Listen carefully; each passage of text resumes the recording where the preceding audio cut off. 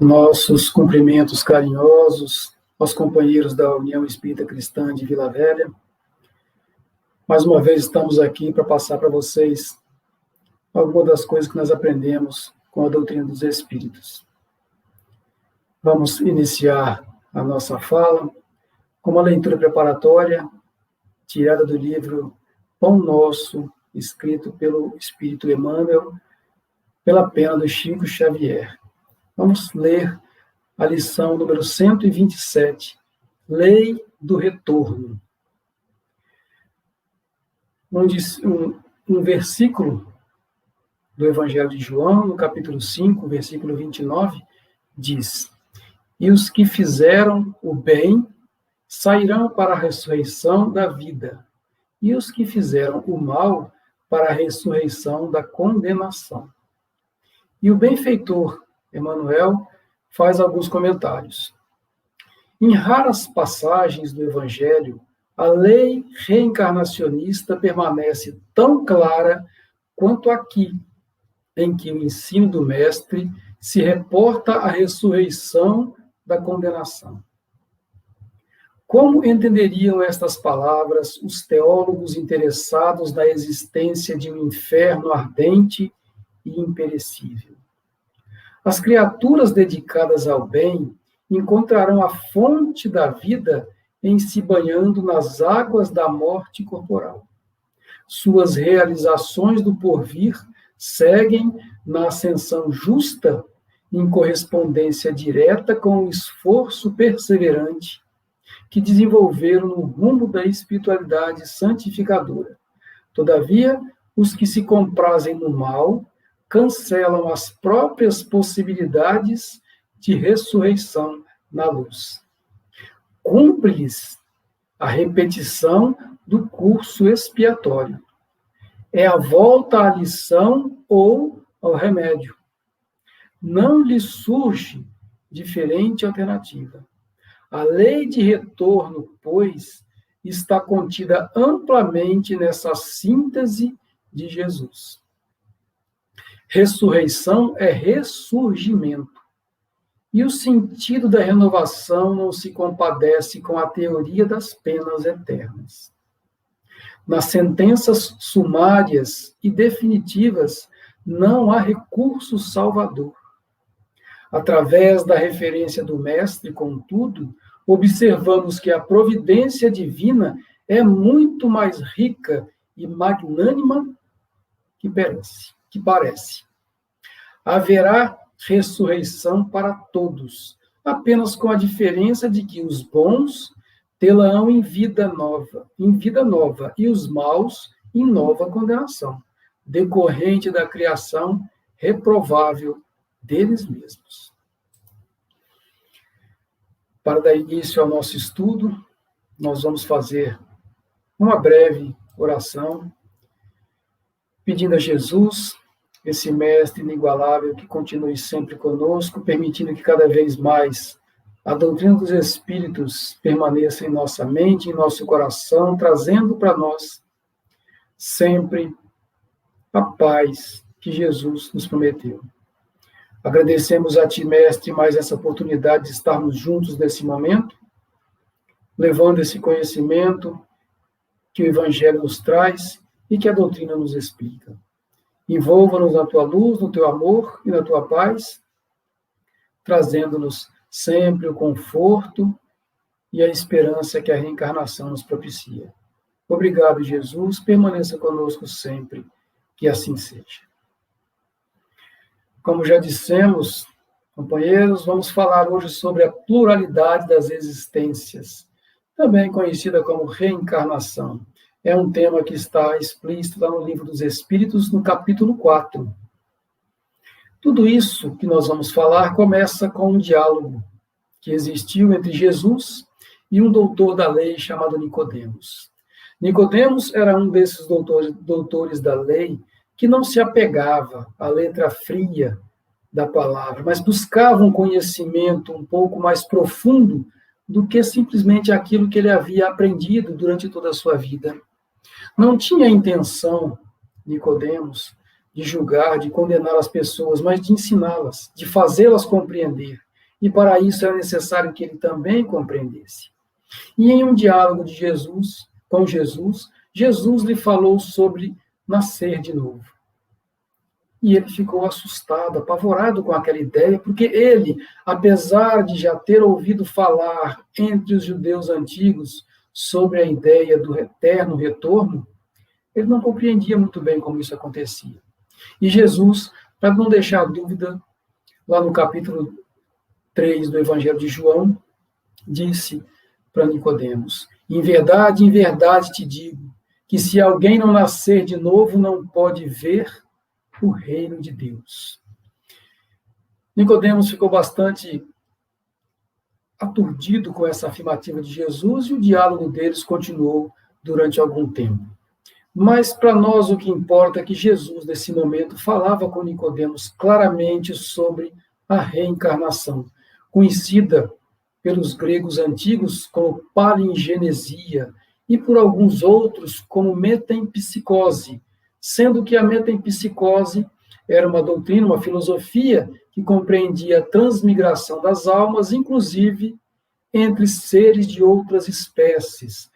Um homem, segundo a metempsicose, poderia reencarnar como um animal, e um animal reencarnar como um homem. É uma coisa absurda que nós espíritas, logicamente, não entendemos assim, e que também não era assim a compreensão que Jesus trouxe. Mas a reencarnação já existia há muitos milênios atrás. A ideia da reencarnação já existia há muitos milênios atrás. Mas nós, habitantes do século XXI, principalmente nós do hemisfério ocidental da Terra, temos a reencarnação como uma coisa estapafúrdia em algumas situações. A grande maioria das religiões ocidentais não admitem e não aceitam a reencarnação.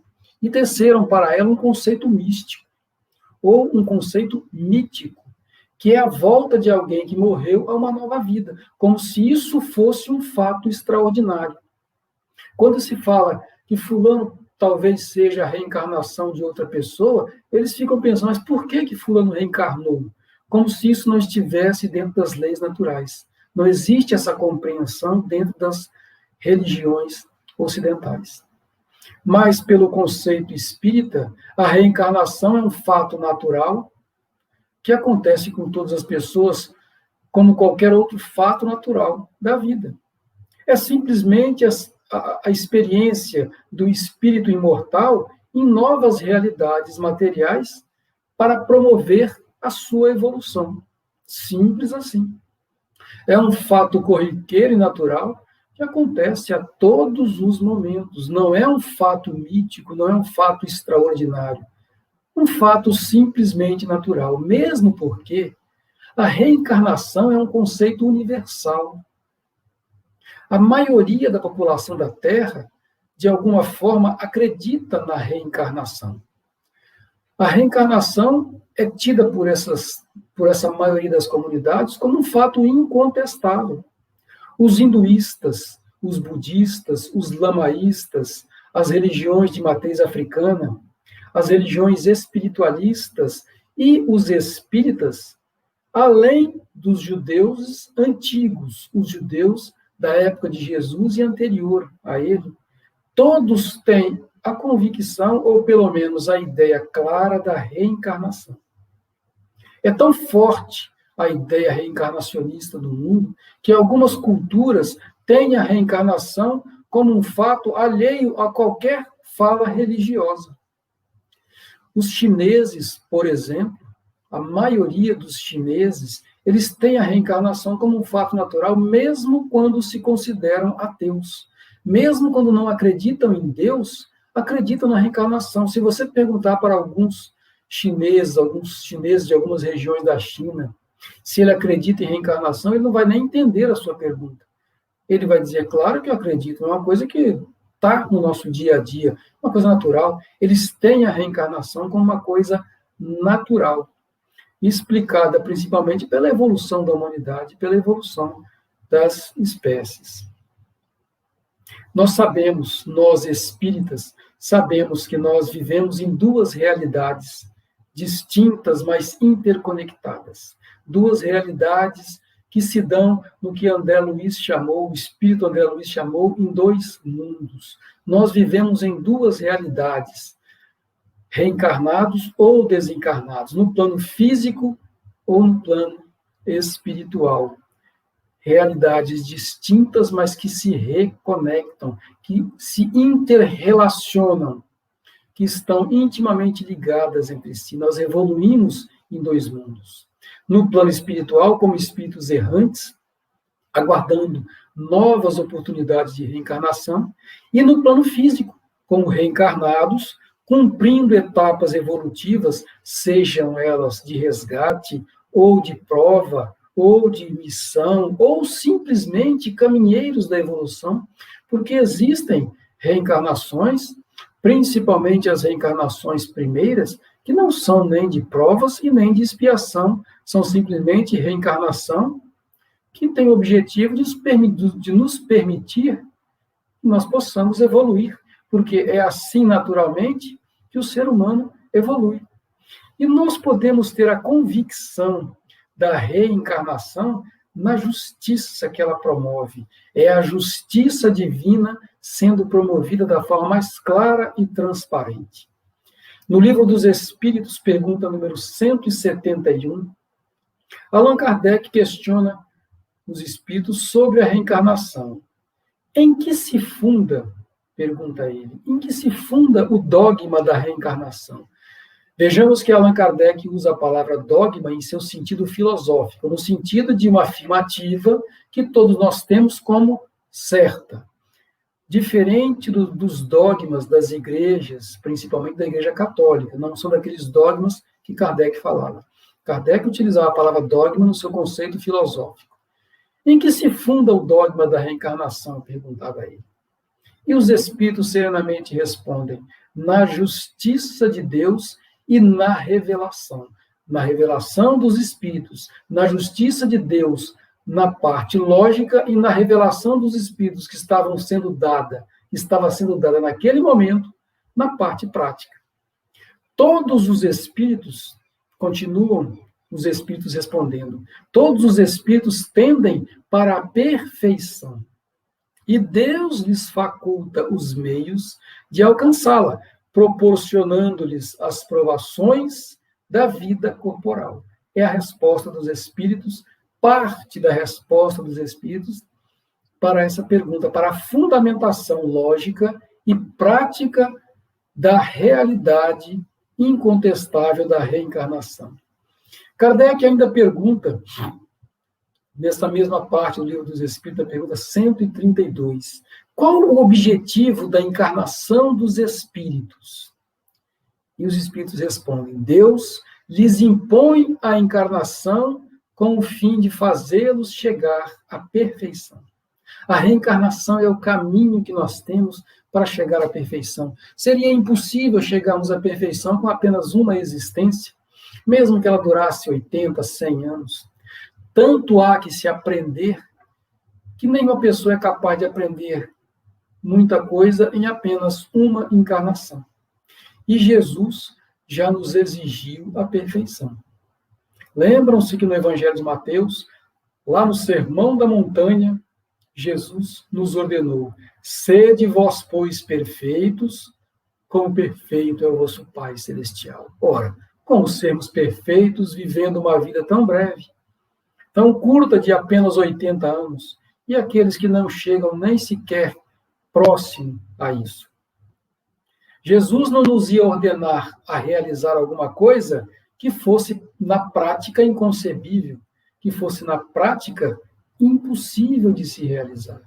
Logicamente, se Deus exige de nós alguma coisa a ser cumprida, Ele nos concede as possibilidades plenas para chegarmos a isso. Como ser perfeito em uma única reencarnação? A reencarnação é o caminho que nós precisamos trilhar para chegarmos à perfeição. Porque a reencarnação responde a uma série de questionamentos que nós sempre nos fizemos antes de conhecê-la. que nós já fizemos tantas vezes aquelas pessoas que não aceitam a reencarnação hoje? Por que que existem pessoas ricas e pessoas pobres? Será que Deus escolhe aqueles que serão ricos e aqueles que serão pobres? Tudo bem que o livre-arbítrio, que a lei de causa e efeito faz com que algumas pessoas que nasçam ricas ficam pobres e algumas que nasçam pobres ficam ricas. Mas e aquelas que nascem em condição de pobreza extrema, sem a menor possibilidade de algum dia serem ricas? Porque, infelizmente, há pessoas assim.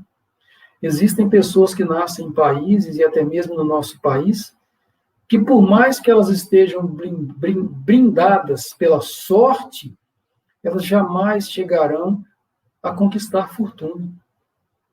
Por que que nascem pessoas geniais e pessoas com inteligência limitada? Algumas delas até mesmo com deficiências que as impossibilita de adquirir maior ou menor inteligência. E o que dizer daquelas que já nascem geniais? Daquelas que, estudando pouco, aprendem muito? Daquelas que nós chamamos de crianças prodígios, que em tenra idade já conseguem fazer prodígios fantásticos com relação à sua inteligência? E as doenças congênitas, aquelas que nós já nascemos com ela? Como justificar que uma pessoa nasce forte, saudável, e outra nasce doente, em condições que viverá pouco tempo, ou então viverá uma vida longa, em sofrimento, em dor terrível? Por que que nascem pessoas com deficiências físicas e mentais? Onde estaria a justiça de Deus se essas pessoas tivessem submetidas às mesmas necessidades de uma pessoa que nasce com plenas condições e tivessem as duas que chegar à perfeição? Como levar o conhecimento do Cristo para quem nasce em regiões ermas? E aquelas crianças que morrem em tenra idade, sem ter a possibilidade de aprender, de crescer e de evoluir? Tudo isso são perguntas que nós já fizemos a nós mesmos e hoje fazemos àqueles que destratam a ideia reencarnatória. Nós temos que lembrar sempre que o objetivo maior da encarnação é a nossa evolução. Deus nos impõe a reencarnação com o objetivo de nos fazer evoluir. Foi o que disseram os espíritos superiores. Mas também eles disseram que nós só podemos crescer pela reencarnação. Não é possível nós retrogradarmos dentro de um processo reencarnatório. Mas Allan Kardec perguntou isso diretamente aos espíritos superiores. Pode um homem, nas suas novas existências, descer mais baixo do que esteja na atual? E os espíritos responderam, com relação à posição social, sim. Como espírito, não. Nós podemos descer nas posições econômicas, nas posições sociais, nas conquistas físicas, tudo que nós conquistamos que seja material. Nós podemos nascer muito rico em uma reencarnação e na próxima nascer muito pobre. Podemos nascer saudáveis nessa encarnação e na próxima com menos saúde, porque isso faz parte das coisas da matéria. Mas as coisas espirituais, aquelas que nós adquirimos pelo nosso esforço, pela nossa capacidade, a nossa evolução, ela não dá passos para trás. Nós sempre avançamos. Em muitas situações, nós adquirimos nessa encarnação mais dívidas para serem resgatadas nas próximas encarnações. Mas isso não significa que nós retrogradamos. Nós apenas não conquistamos na encarnação passada aquilo que nós tínhamos ânsia e vontade de conquistar.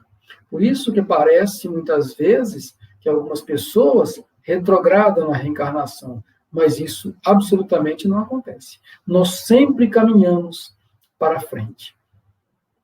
Também Allan Kardec fez outra pergunta aos espíritos. É possível que em nova encarnação a alma de um homem de bem anime o corpo de um celerado? E os espíritos respondem categoricamente, não, visto que ele não pode degenerar. Um homem de bem, nessa encarnação, continuará sendo um homem de bem. O que pode acontecer em reencarnações futuras é que um homem de bem, nessa encarnação, cometa alguns deslizes que ele não cometeu nessa, mas porque ele ainda não adquiriu a evolução necessária para o impedir de cometer aqueles equívocos e aqueles erros. Ele ainda não conquistou esse patamar de evolução que vai impedi-lo moralmente de cometer aquele erro. Então, se numa encarnação futura, uma pessoa honesta nessa encarnação, mas que não foi posta à prova, for posta à prova em uma encarnação futura, pode ser que ele caia, porque nessa encarnação ele não aprendeu a resistir às tentações. Mas isso não significa que ele retrogradou. Significa apenas que ele ainda não conquistou o arcabouço moral para não se deixar levar pelos deslizes que as armadilhas da vida muitas vezes nos impõem. E a hereditariedade com relação à reencarnação? Allan Kardec também quis saber isso dos espíritos superiores e perguntou a eles: frequentemente, os pais transmitem para os filhos a presença física. Transmitirão também alguma presença moral? Os espíritos responderam: não, que diferentes são as almas ou espíritos de uns e de outros. O corpo deriva do corpo, mas o espírito não procede do espírito. As nossas semelhanças com os nossos pais são apenas físicas. Elas provêm da herança genética que tivemos deles. Pode ser também que a gente conquiste as heranças morais, mas por mérito próprio. Pode ser que eu aprenda com o meu pai, se ele for um ser superior, a também caminhar pela superioridade como ele, mas isso é uma conquista minha. Não é caráter transmitido genericamente para as outras encarnações. Lá no Evangelho de João, Jesus já nos disse alguma coisa que nos faz entender perfeitamente como isso acontece. Ele afirmou: o que é nascido da carne é carne, e o que é nascido do Espírito é Espírito. Nós não podemos confundir uma coisa com a outra. O Espírito reencarna, ele vem de uma realidade espiritual. A carne, a matéria é gerada aqui no mesmo planeta com o material genético dos nossos pais. Nós não herdamos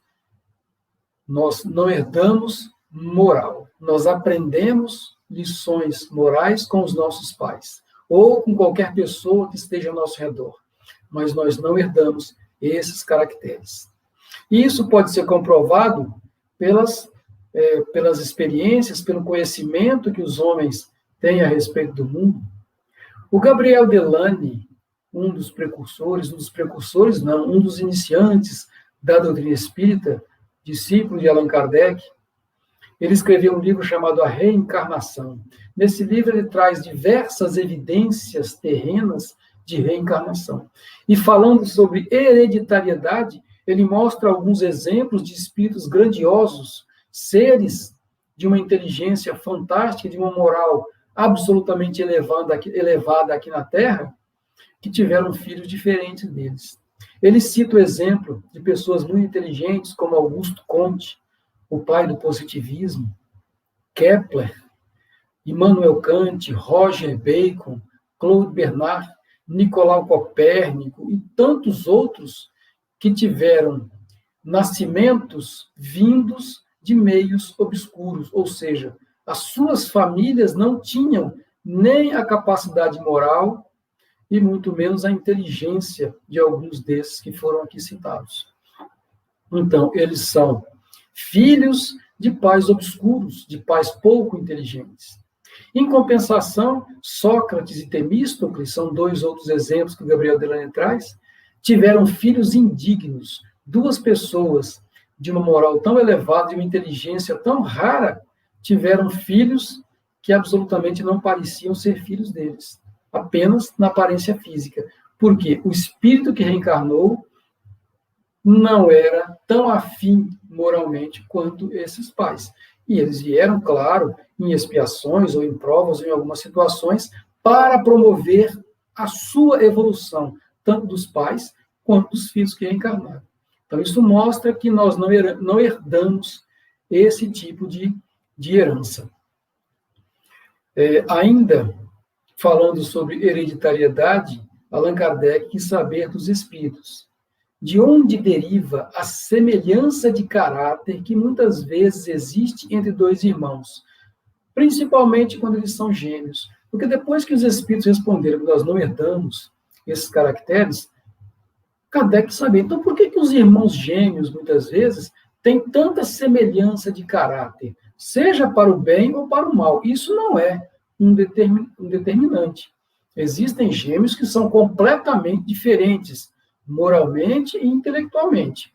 Mas, em grande parte deles, talvez em sua maioria, os gêmeos trazem uma similitude de evolução moral e até mesmo de evolução intelectual.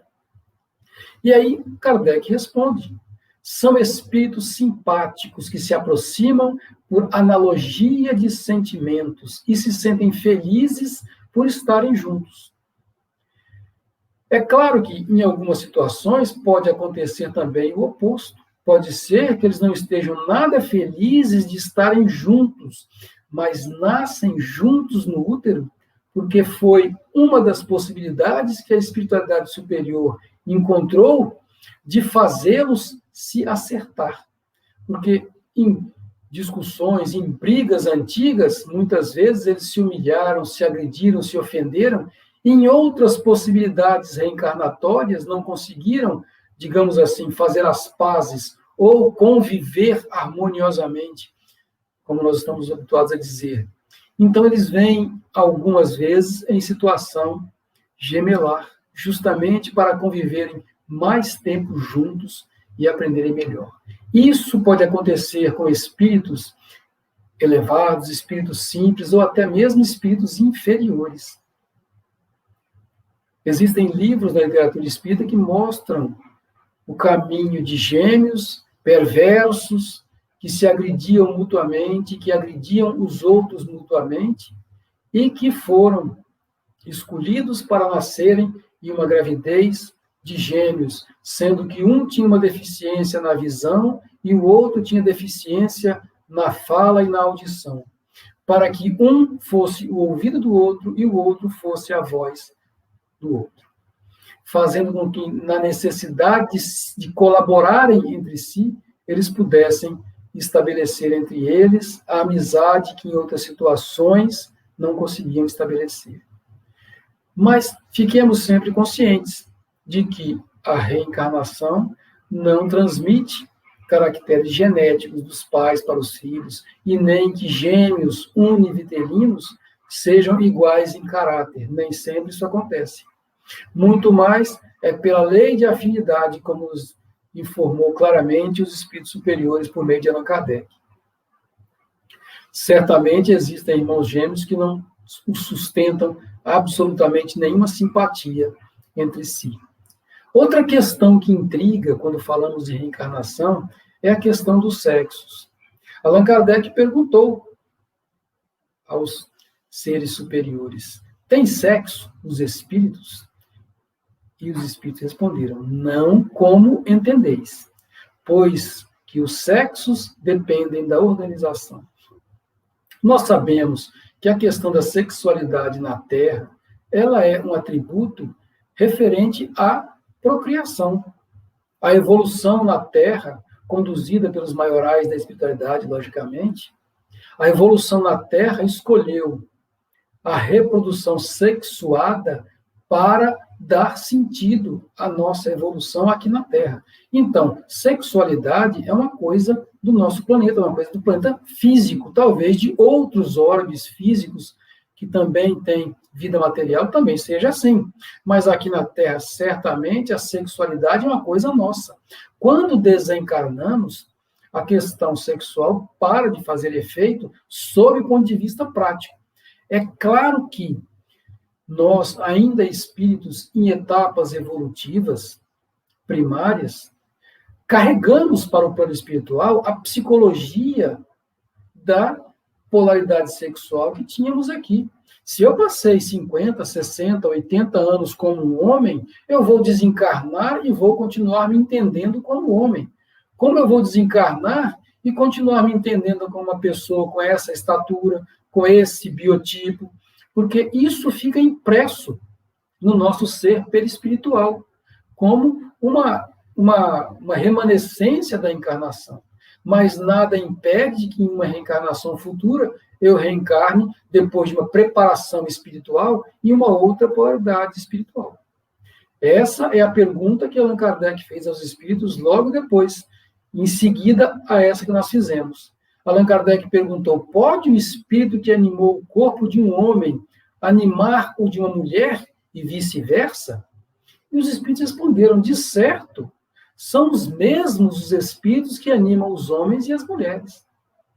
A questão da sexualidade é uma questão biológica, fisiológica aqui na Terra, e que nós levamos ao plano espiritual quando desencarnamos por meio da nossa psicologia. Aí entram aquelas questões das pessoas que são homoafetivas, que têm afetividade pelos dois sexos, enfim.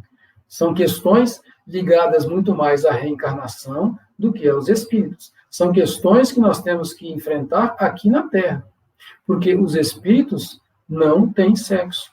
Nós podemos reencarnar como homens, como mulheres, e dependendo das nossas necessidades de evolução, com alguns desafios mais profundos que nós podemos trazer aqui para a Terra. E esses desafios nada são mais do que ferramentas para a promoção da nossa evolução. Nós temos que compreender essas nuances da sexualidade como uma coisa absolutamente natural e tratar esse assunto da forma mais tranquila, transparente possível. Porque, em essência, como disseram os espíritos não têm sexo. Eles não têm sexo como nós o entendemos. Apenas a psicologia deles muitas vezes dão preferência por uma sequência de polaridade masculina ou feminina, de acordo apenas com a sua psicologia no plano espiritual. Outra questão que intriga com relação às pessoas que não entendem a reencarnação são as ideias inatas. Será que já paramos para perceber como existem diferenças entre as crianças que nascem?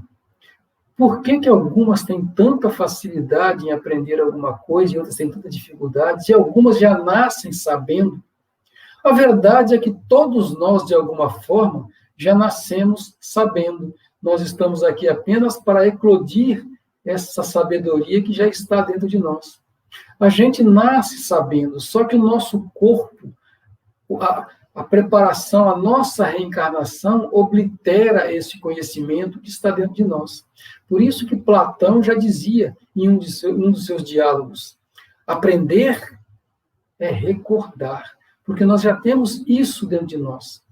E a reencarnação, em algumas situações, permite aberturas para que alguns espíritos tenham acesso a esse conhecimento gigantesco que eles têm aqui na Terra. Então, essas ideias surgem entre nós. Allan Kardec perguntou aos espíritos superiores: encarnado, conserva o espírito algum vestígio das percepções que teve e dos conhecimentos que adquiriu na existência anterior? E os espíritos respondem: guarda vaga lembrança, que lhe dá o que se chama de ideias inatas. Acontece que essa vaga lembrança, às vezes, é muito vaga, e às vezes, na reencarnação, não é tão vaga assim. Às vezes, nós temos aberturas para essas reencarnações. A Ivone do Amaral Pereira, uma médium muito conhecida por todos nós, ela reencarnou e, quando ela era criança, ela se lembrava do seu pai de outras encarnações, e ela não aceitava aquele homem que estava ali à sua frente, dizendo que era o seu pai, porque ela não entendia aquele homem como sendo seu pai. Ela se lembrava do seu pai de outras encarnações, que ela tinha um amor profundo por ele, um amor gigantesco por aquele pai, que em muitas situações foi o espírito Charles, como nós sabemos, mas o pai dela, na última encarnação, era uma pessoa pouco conhecida para ela. E ela não aceitava aquele homem como seu pai. Isso trouxe muitos transtornos para ela enquanto criança e também para a sua família, porque é um desconforto muito grande uma filha olhar para você e falar: você não é o meu pai é diferente de você. E ela tinha essa ideia inata pela gigantesca mediunidade que tinha e pela capacidade anímica também que ela veio nessa última encarnação, trazendo coisas fantásticas para nós, para nossa compreensão do espiritismo e também da reencarnação. Outra coisa que nos intriga muito são as crianças prodígio. Não apenas aquelas que lembram de coisas de encarnações passadas, como algumas vezes a gente passa em algum lugar e os nossos filhos falam: eu acho que eu já morei numa casa parecida com essa. A gente sabe que ele nunca morou em casa parecida com aquela nessa encarnação, mas ele fala, e às vezes ele até descreve aquela casa, porque as casas antigamente eram muito parecidas, as plantas eram muito semelhantes. Então eles veem as casas mais antigas de hoje e pensam que já viveram naquela casa, sendo que nessa encarnação nós sabemos que não viveram. E isso são as lembranças. Mas também existem aquelas crianças prodígios, que já nascem com um conhecimento gigantesco. Kardec perguntou qual é a origem dessas faculdades extraordinárias que alguns desses indivíduos desenvolvem, lá na pergunta 219. E os espíritos responderam: lembrança do passado, simplesmente isso, gente, lembrança do passado. Eles lembram o que já aprenderam em encarnações passadas, na sua primeira infância, e até mesmo carregam aquilo para o desenvolver do seu crescimento. E aí o Gabriel Delany, mais uma vez, traz uma série de exemplos no seu livro Reencarnação. Ele fala que Mozart, um dos maiores gênios da música, aos 4 anos de idade, executava uma sonata com 4 anos de idade. E aos 11, ele já tinha composto 2 óperas. Beethoven já era um fantástico executante aos 10 anos de idade. E percebam que esses espíritos não são nem tão superiores moralmente assim. Eles simplesmente têm uma capacidade gigantesca para a música. Não são espíritos superiores, como nós dissemos de alguns que já temos exemplos aqui na Terra. São espíritos, digamos assim, em evolução praticamente como nós.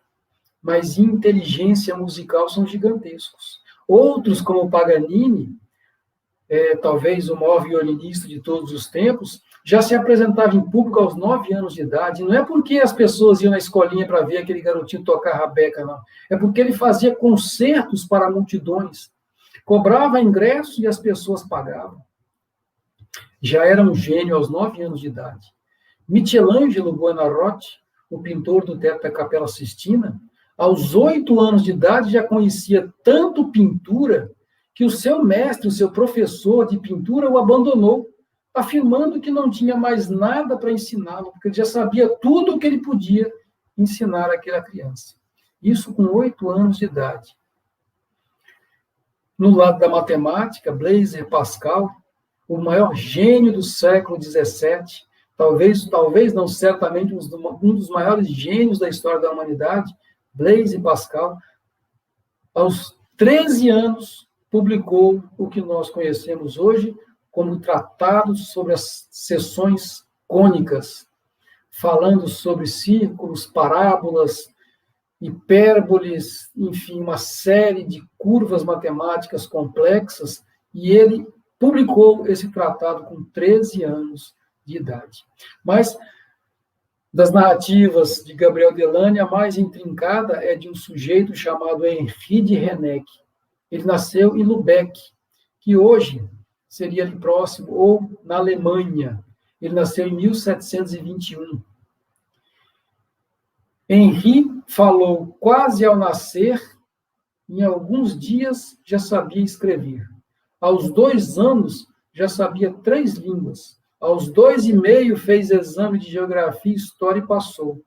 E aos 4 anos, em junho de 1725, ele desencarnou, afirmando a sua certeza em outra vida.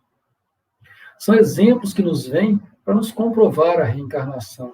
São exemplos que a bondade divina nos envia para que a gente possa compreender essas coisas, muitas vezes difíceis de serem compreendidas por nós. São relatos que nós temos aí de da história da humanidade que nos comprovam fatos que apenas a reencarnação nos comprova. Nós já falamos sobre a necessidade da reencarnação. É para a gente crescer, para a gente evoluir. E a gente sempre fala que a gente está aqui em prova, expiação ou em missão. Mas nós podemos dizer que nós muitas vezes estamos aqui também simplesmente para evoluir. Às vezes não estamos nem em prova, nem em expiação e nem nada disso. Estamos apenas percorrendo etapas evolutivas, porque a reencarnação é importante para isso. No Evangelho de Jesus, em João, capítulo 9, João narra que, passando Jesus, viu um homem cego de nascença, e perguntaram-lhe os seus discípulos: Rabi, quem pecou, este ou seus pais, para que ele nascesse cego? Vejam que essa pergunta dos judeus, eles entendem muito bem lei de causa e efeito, porque se ele está nascendo cego, é porque alguém pecou. E eles perguntam, esse ou seus pais? Vamos entender um pouquinho depois por que dessa pergunta dos judeus. E Jesus respondeu, nem ele pecou, nem os seus pais, mas foi para que nele se manifestem as obras de Deus, para que nele se manifestem a evolução, para que nele se manifeste a evolução, para que ele evolua simplesmente. Era uma necessidade evolutiva que ele tinha. Ele não havia pecado e nem os seus pais haviam pecado. Mas por que os pais pecarem e os filhos pagarem por esse erro? Porque lá no livro de Êxodos, quando Deus, entre aspas, fala sobre os 10 mandamentos, ele começa dizendo, eu sou o Senhor teu Deus, sou Deus zeloso, que castigo a iniquidade dos pais nos filhos até a 3ª e 4ª geração daqueles que me odeiam. E uso de misericórdia com milhares dos que me amam e guardam os meus mandamentos. Ou seja, Javé, o Deus do Antigo Testamento, ele castigava nos filhos ou nas gerações futuras os erros que os pais tinham cometidos. Vejam que absurdo um Deus fazer uma coisa dessa. Castigar no meu neto, ou no meu bisneto, ou no meu tataraneto, os erros que eu cometi. Por que será que ele dizia que fazia isso? Simplesmente porque os meus bisnetos, ou os meus tataranetos, serão eu reencarnado. É claro que ninguém reencarna como neto ou bisneto de si mesmo. Mas ele fala sobre as gerações futuras. Daqui a 3 ou 4 gerações, eu estarei reencarnado, pagando os erros que eu cometi 3 ou 4 gerações atrás. Apenas a reencarnação justifica essa ordem de Deus, esse falar de Javé para o seu povo, dizendo que vai punir os netos, bisnetos e tataranetos pelos erros dos seus antepassados. E isso ficou na ideia dos judeus de forma tão intensa que o profeta Jeremias teve que trazer uma correção alguns anos depois. Diz ele, lá no capítulo 31 do seu livro, Jeremias, naqueles dias não se ouvirá mais dizer, os pais comeram uvas verdes e os dentes dos filhos são os que ficaram botos. Mas cada um morrerá pela sua iniquidade. Todo homem que comer uvas verdes, a este ficarão botos os dentes.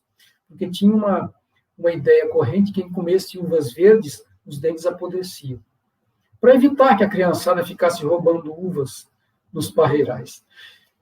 Os judeus entendiam, ao pé da letra, que os filhos e netos pagariam realmente pelos erros dos pais. Jeremias veio dizer que não, isso não era assim que acontecia. Por isso que a reencarnação entre os judeus ainda era um conceito meio estranho, mas eles conheciam sim a reencarnação, porque Jeremias veio trazer essa correção e depois Ezequiel também falou, a alma do que pecar, essa perecerá. O filho não levará a iniquidade do pai, e o pai não levará a iniquidade do filho. A justiça do justo será sobre o justo, e a impiedade do ímpio será sobre ele, sobre o ímpio.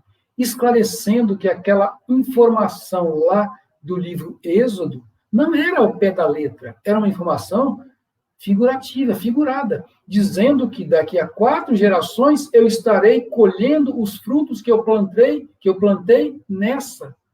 Porque daqui a 4 gerações 3 ou 4 gerações, eu estarei aqui novamente reencarnado. É muito clara a fala de Javé sob o ponto de vista figurado, mas não faz o menor sentido sob o ponto de vista literal. Ao pé da letra, não faz sentido que Deus castigue num filho o erro que o pai cometeu. Mas se for eu reencarnado daqui a 4 gerações, faz todo o sentido. E os profetas vieram justamente para corrigir esse mau entendimento do Antigo Testamento. Já chegando na conclusão da nossa fala, a reencarnação também foi falada por Jesus e os seus discípulos, quando Jesus perguntou: quem dizem os homens ser o Filho do Homem? E os judeus, os seus discípulos, que eram judeus, conscientes da reencarnação, disseram logo. Uns dizem que é João. João havia apenas há pouco tempo desencarnado, logicamente, não podia ser Jesus, mas eles não entendiam bem como funcionava a reencarnação. Uns dizem que é João, o Batista. Outros dizem que é Elias.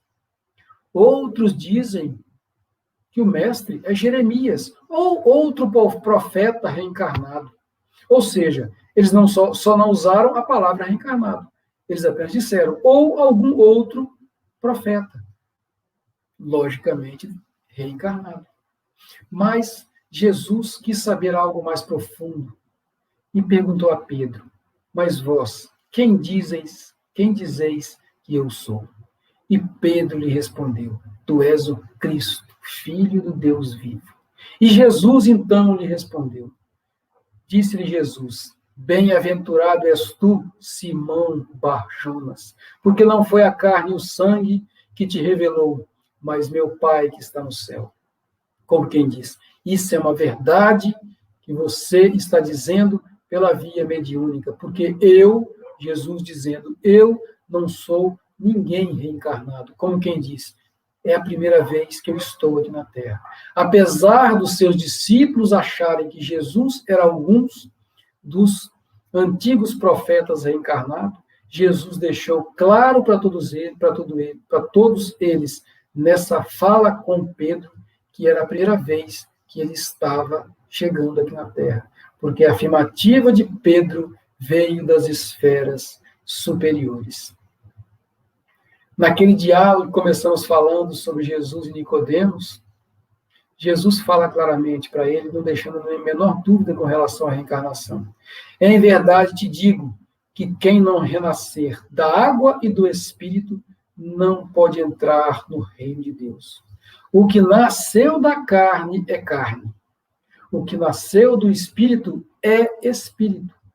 Não maravilheis de que eu te dizer. Importa-te nascer de novo. E Nicodemos perguntou, mas como pode isso acontecer? E Jesus responde serenamente, tu és mestre em Israel e ignoras essas coisas? Como se dissesse, eu estou falando de uma coisa absolutamente natural, uma coisa simples que acontece a todos os dias, e tu ignoras essas coisas? É Jesus mostrando a simplicidade da reencarnação. Essa ideia que o Espiritismo não veio trazer para nós, ele veio apenas reafirmar, porque nós já tínhamos tudo isso antes das igrejas deturparem a ideia da evolução, antes das igrejas como um todo criarem outros dogmas e suplantarem a reencarnação como um processo evolutivo. Portanto, não temos como contestar. O mundo conhece a reencarnação. O Antigo Testamento falava em reencarnação. O Novo Testamento fala em encarnação. A lógica filosófica fala em reencarnação. Então, quando alguém contestar a reencarnação, nós temos uma série de subsídios para mostrá-los a beleza, a grandeza e a justiça divina pela reencarnação. Que Jesus nos abençoe, nos ampare, continue sempre conosco, conduzindo a cada um de nós para as reencarnações necessárias, sejam elas de provas, de expiações, de missão, se for assim da nossa capacidade, ou simplesmente reencarnações para demonstrar a glória de Deus, como disse Jesus. Que a paz do Mestre Jesus continue conosco e que Ele nos abençoe e permita que nós continuemos sempre servindo com Ele.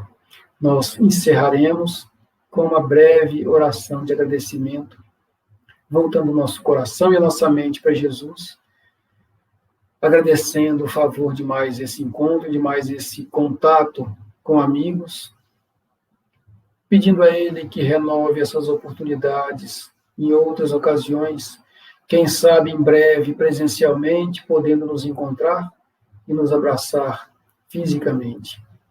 Que a luz do vosso amor, Mestre Jesus, possa iluminar os nossos caminhos e que nós possamos compreender a reencarnação, não como fato estapafúrdio e estranho, mas como cumprimento de uma lei natural que está próximo de cada um de nós, em sua compreensão, em sua demonstração, em sua comprovação. Que a vossa luz continue a nos iluminar a todos, hoje, agora e sempre. Que assim seja. Muita paz para todos nós, que Jesus nos abençoe.